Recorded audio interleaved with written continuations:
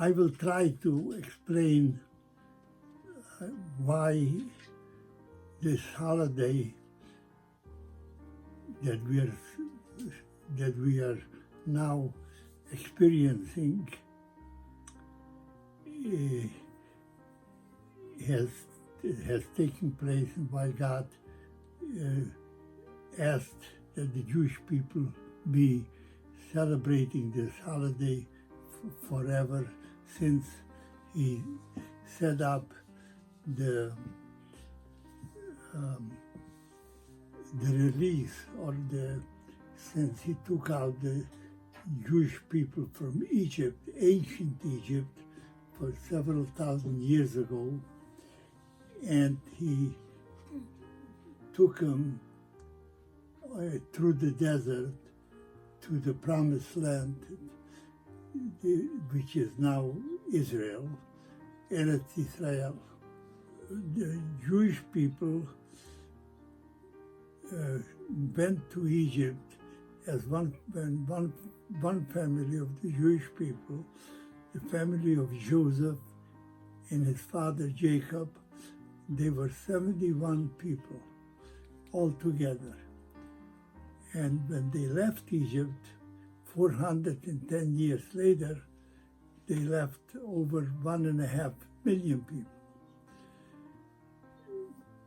So when God decided to take the Jewish people out of Egypt as slaves and to give them and to take them to the land of Israel that He promised to Abraham, Isaac, and Jacob, He asked Pharaoh, or not God asked Pharaoh, but God picked Moses to represent the Jewish people and to go to Egypt and to speak to the Egyptian king, Pharaoh, and to say to him that he should let the Jewish people go into the desert to worship their God. Pharaoh refused to do that. He said he doesn't want to send anyone any place, and he doesn't know anything about the God that Moses was representing, and he doesn't want to do it. So God, to punish Pharaoh and to make sure that he understands that God means business, He sent and He changed all the water in Egypt into blood. And then once they had no water and there was blood wherever there was water before, all of a sudden it became to be blood. So he ran to Moses, Pharaoh ran to Moses and said to Moses, okay, bring back the water, get rid of the blood, and I will let the Jews go into the desert and pray and service and do what they need to do for their God. So Moses went ahead and he changed everything the way it used to be, meaning he got rid of the blood and he brought back the water, and he said to Pharaoh, okay, let's get the Jews going. Pharaoh changed his mind and he said to Moses, no, I'm changing my mind and I'm not letting them go anywhere. So Moses went to God and he said to God that Pharaoh changed his mind and he is not sending anyone anywhere. So God sent them another punishment. And this time he sent them a punishment where he sent these, let me think, how do you say in English, the jabber, the frogs, frogs. Then he sent frogs everywhere, God made it so that every place where there is near water or near, there would be a lot of frogs, and that they would be practically everywhere. And the Egyptians couldn't handle that, so they called Moses and they said, okay, take the people where you want to take them, get rid of the frogs first. And Moses got rid of the frogs, and then Pharaoh again changed his mind, and again he didn't want to do it. He did that 9 times, and I'm not going to explain each time. It's all in the Bible, and it tells you exactly each time what God did. I'll just mention the last one and the one before the last one. The one before the last one was when God brought to Egypt the darkness, and he turned Egypt out where everything was dark. There was no sunrise, and there was nothing to, no one could see anything. And that took three days, and then Pharaoh again said, okay, I'm going to do it, and you'll take the Jews out to service God and to do what they need to do, get rid of the darkness and bring everything back the way it used to be. So Moses went ahead and he did what Pharaoh wanted after God approved it. So God said to him, go ahead and do it. And he's still not going to want to do that, because I'm going to make his heart again to dictate to him that he should change his mind, because I want to send one more punishment to him because of him not being honest and straight, and for him keeping the Jews for so long in slavery, which was 410 years. And that's exactly what happened. Moses went and he got rid of the darkness, and Pharaoh didn't want to send them again. Again, he changed his mind, and he says, I'm not sending them. So God said to Moses, okay, I'm going to have him do one other thing, and I'm going to send him a punishment, and this time he will send them out according to his promise. And that was that he told them, this is where the word comes for Passover. And he said to Moses, go ahead into Egypt, tell all the Jews where they have a home in Egypt to paint in red that can be seen, so that when the people that I'm going to send to kill the firstborn in every house in Egypt, both in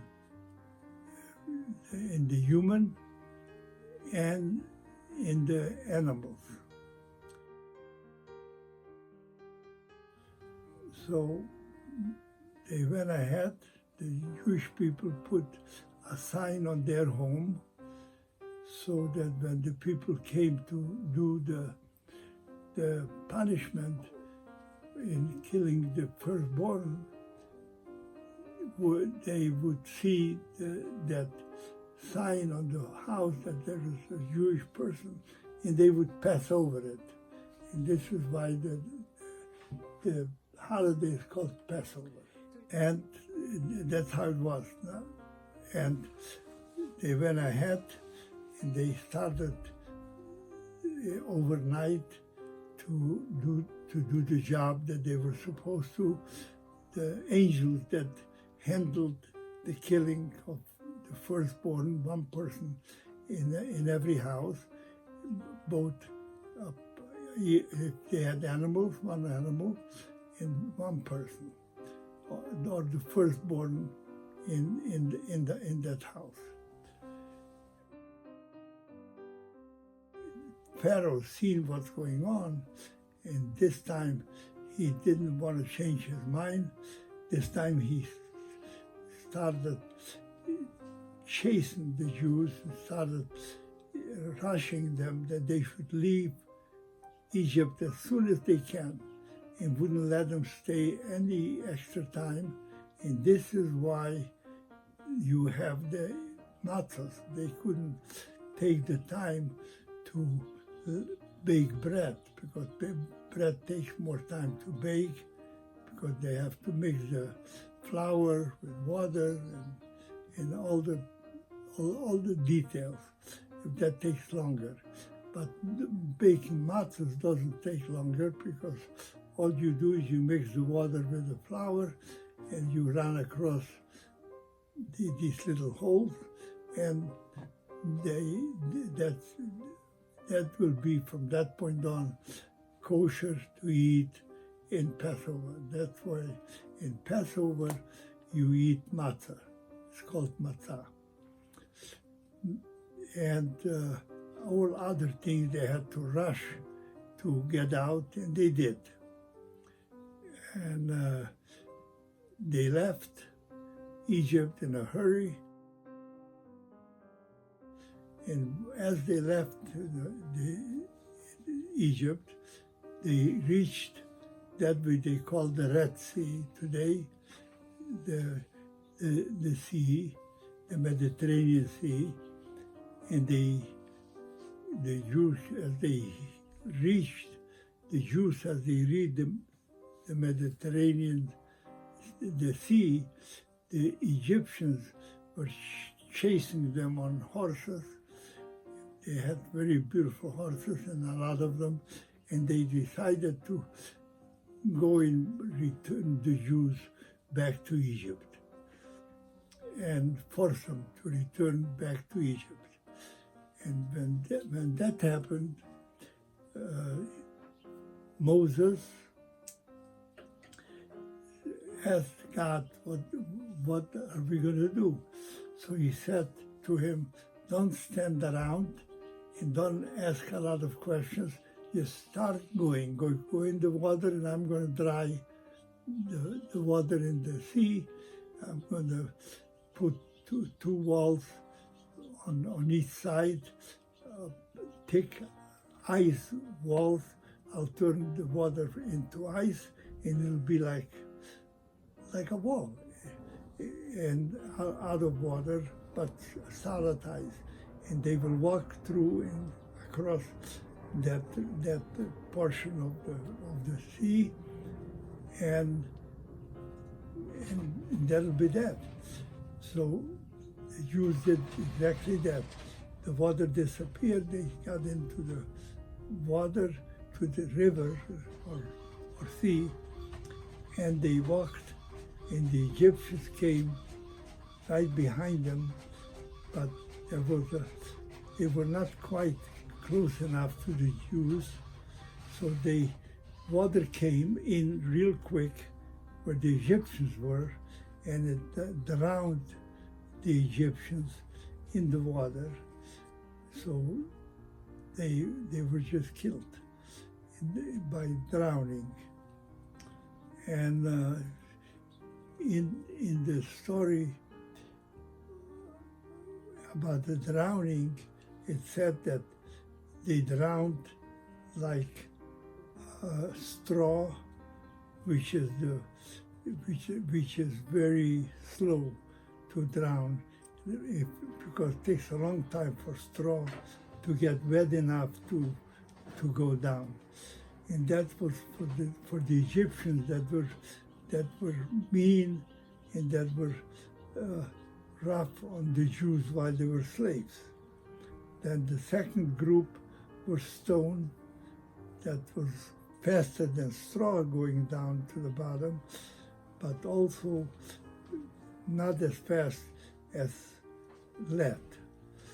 And then there was, after the stone, there was lead. Lead is heavier than stone, and it goes down quicker than stone.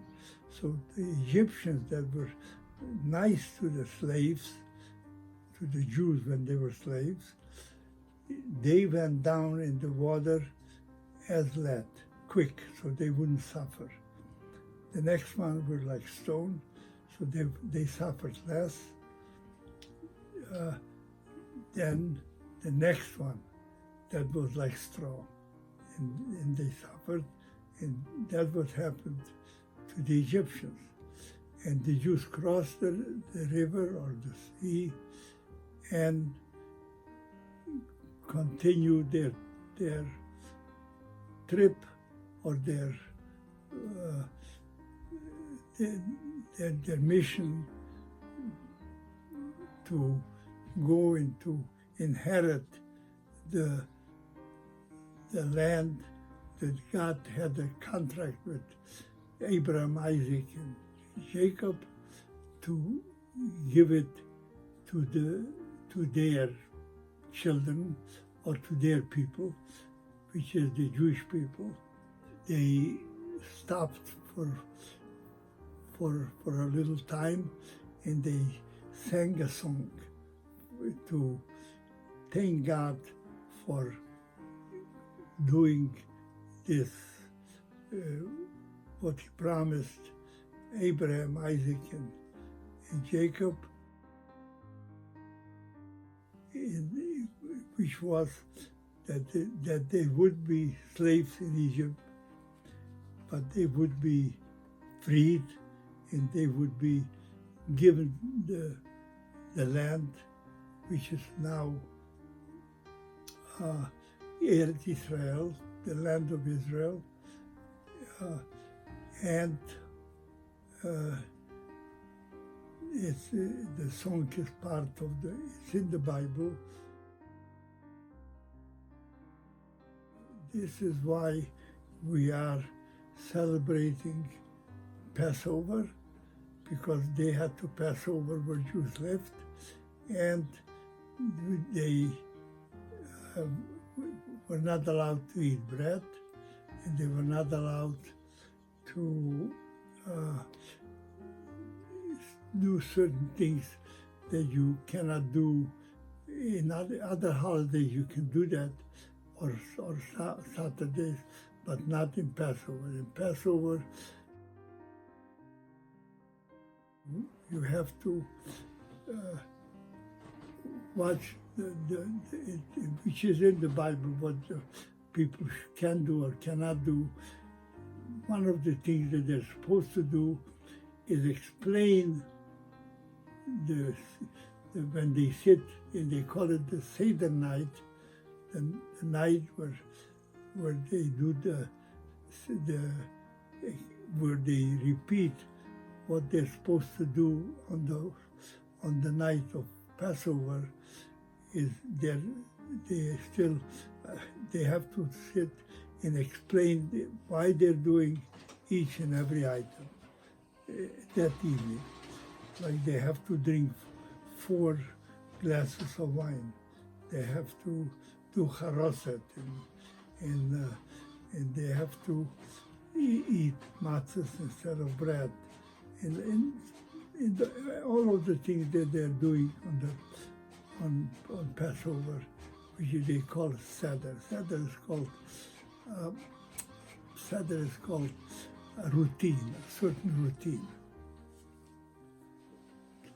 So that's basically explaining what the Bible says about Passover. And you can find it in the book, in the second 5 books of Moses. The first one is Bereshit, the second one is Shemot. אז יושיב משה ובני ישראל Es ashira hazois ladainai vayimru leimai. Ashira ladainai ki gai ga. Sus veroich vai rama vayam. Aziv zimrasya vayehi li lishua zeyehi veyan vehu Elohei aviv aram menhu Mi chamoicha boilim Adonai Mi kamoicha neda b'kodesh Naira sehilois oy sefele